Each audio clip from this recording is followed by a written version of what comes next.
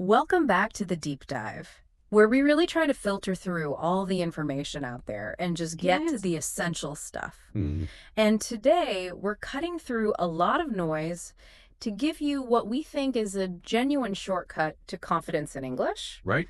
We're not starting with, complicated grammar or phrasal verbs. We're starting right where the rubber meets the road, the personal introduction. And that skill, the ability to describe yourself clearly, confidently, it's just the foundational act of communication. It really is. Our mission in this deep dive is to distill the essential structures, the topics, the practice techniques you need to make that introduction, Yeah.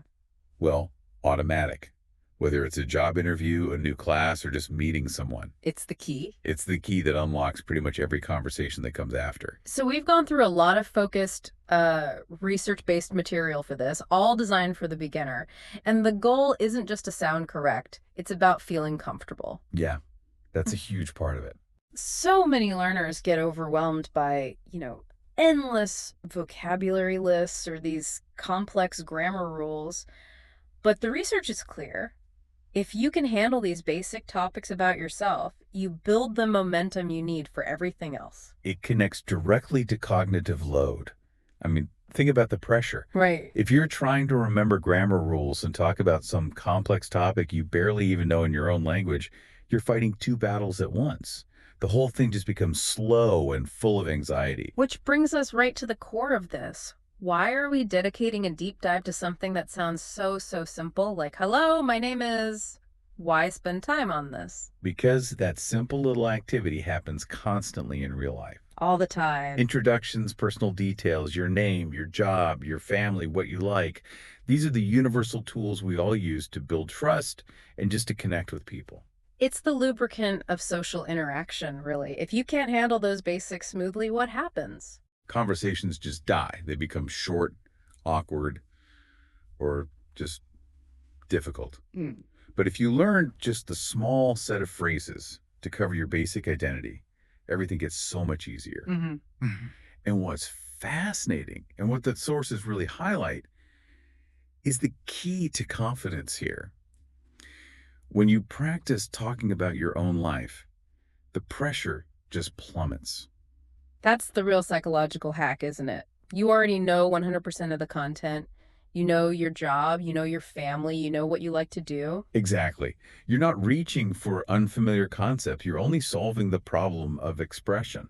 You already have the file, you just need the English words to open it. That's a perfect way to put it.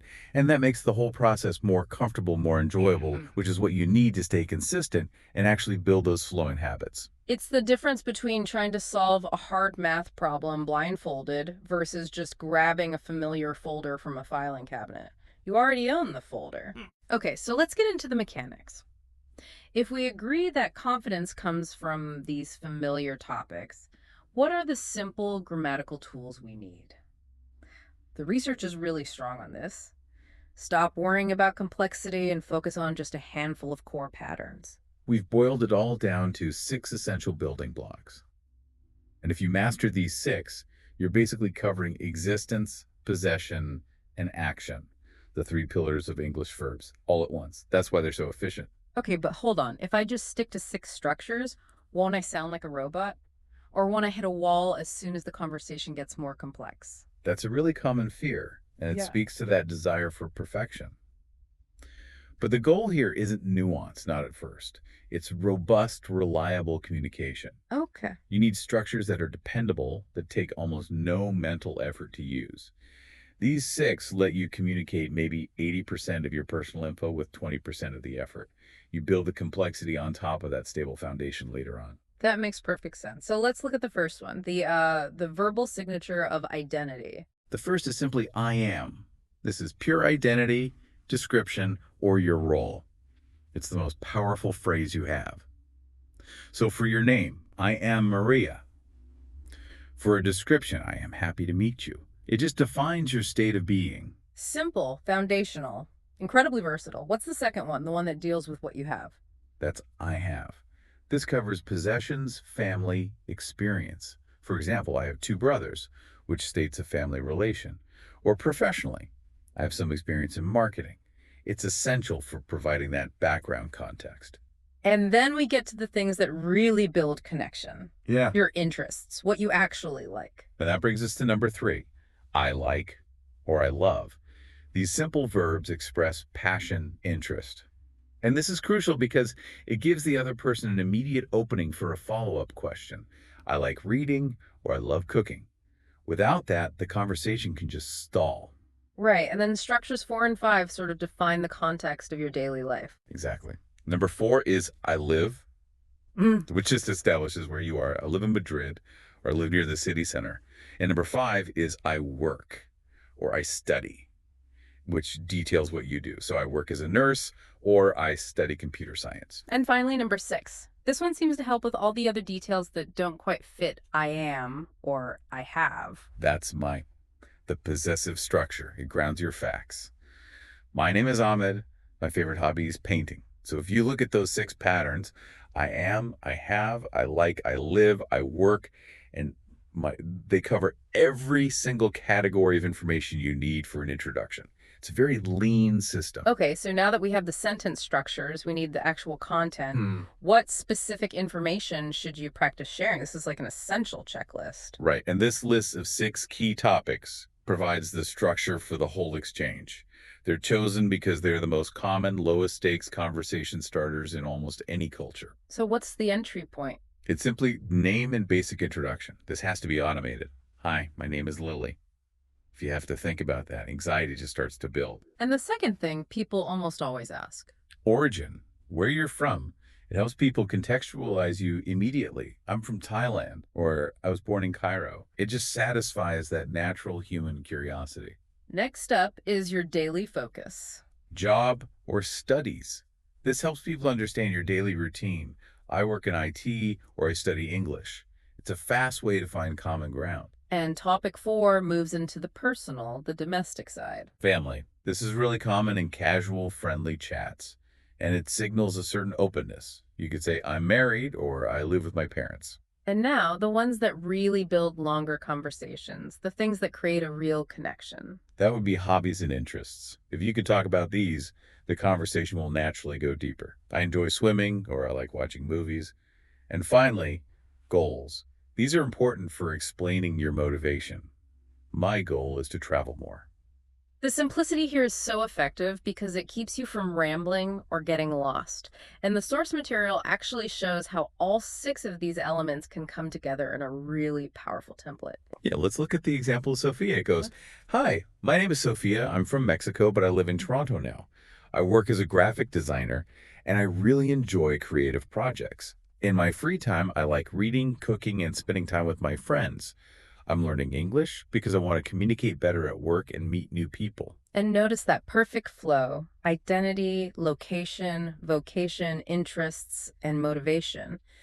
It's short, it uses only those simple structures, but it gives the listener everything they need to ask a good follow-up question. That is an effective introduction. Exactly. You know, it's so easy for learners to feel overwhelmed by these complex study plans, spend 3 hours a day on irregular verbs. But this is where it gets really interesting. The research provides these simple, effective techniques that prioritize consistency over just complexity. We have 6 focused methods to make all of this automatic. Yeah, the goal is motor memory. Wow. You want your mouth to move before your brain has a chance to overthink the grammar. Right. So the first technique is shadowing. This just means you find a short audio track of a native speaker, maybe a simple self-introduction, and you repeat the phrases immediately, trying to match the rhythm, the intonation, everything. So you're training your ear and your mouth at the same time. You're not just learning words, you're building the muscle memory to actually make the sounds correctly. Precisely. Next is to write your own script. Take that Sophia template we just talked about and customize it with your own details. Write out your own 5 to 10 sentence introduction using only the 6 core structures. Why is writing it down so important before you start speaking it? Because it forces you to check for clarity before you accidentally solidify a bad habit through repetition. Once it's written, then method 3 comes in. Record yourself. Use the voice memo app on your phone and then listen back critically. Oof. That's a tough one for a lot of people, but it's such a great diagnostic tool. We hear ourselves so differently in our own heads. The recording doesn't lie. It doesn't. It's crucial for tracking your speed, your tone, and especially pronunciation issues you didn't even know you had. And you can track your progress, which is a huge confidence booster. Okay, technique 4 is incredibly simple, but it's so powerful for drilling these patterns. Use flashcards. But for phrases, not single words. So you drill the patterns. I am I have lived in, my hobby is. Making these core patterns instantly accessible is it's non-negotiable. But method 5 is brilliant. It forces you to describe your own familiar world in English. Talk about your day. Just describe your routine out loud to yourself in simple sentences. I woke up at 7. I ate breakfast. I checked my email. This forces you to use those core structures and apply them directly to your own life. This is where it becomes truly functional. And finally, the big leap, actually talking to someone. Practice with a partner. Could be a tutor, a language exchange partner, a friend. The point isn't to be perfect. It's to get through the initial awkwardness and realize that you can still communicate. All these methods prove that frequency matters way more than how long you study in any one session. All right, let's shift gears and talk about the common pitfalls. Knowing these mistakes can help you avoid the anxiety trap and improve much faster. What are some of the predictable errors people make? The research really points to 4 common mistakes.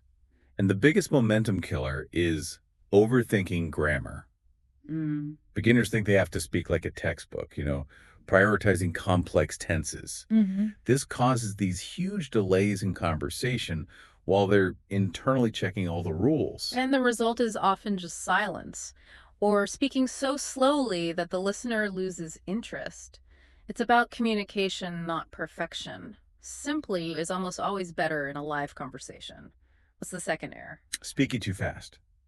When people get nervous, they naturally speed up. They're trying to rush through the hard part. That. Everyone does. But slow, clear speech is so much better than rushed, inaccurate speed. Clarity always wins. You're helping yourself by giving your brain time, and you're helping your listener by making it easy to understand. Okay, and mistake number 3, which just cripples natural flow. The translation trap. That's using translated sentences. Direct translation from your native language often sounds really unnatural in English because the word order, the syntax, it's all different. Yeah. You have to train yourself to think in set English phrases instead of running this 2-step translation process in your head. That cognitive delay, that extra internal step, it just slows everything down and kills your confidence. Absolutely. And the final major error is simply not practicing enough. Fluency isn't an intellectual concept, it's a physical skill. It's built through repetition. Yeah. If you only say, I am a student once a week, it's never going to be automatic. Talking about yourself in English needs to feel like breathing, not like doing a math problem. This has been an incredibly practical deep dive. We've established that the path to confidence isn't through complexity, but through radical simplicity applied to what you already know, your own life. And if we connect that back to the mission, the essential point is that talking about yourself is the functional, necessary foundation. Once you master that, your vocabulary just expands naturally because you have a reliable context to put new words into. So what does this all mean for you, the person listening? By focusing on these familiar topics, drilling those 6 simple structures, and practicing consistently with simple techniques, shadowing, scripting, recording yourself, you can quickly build the confidence to speak in real life. This is not about being perfect. It's about being clear and confident enough to connect. The research shows that mastering personal introductions leads directly to being able to express opinions, ask questions, and build real relationships. The goal of fluency is connection. So here's a final thought for you to mull over. If talking about yourself is that secure foundation, what is the first new question you'll practice asking someone else once your own introduction becomes completely automatic? Think about the conversation you want to have next and what question will be the key to starting it.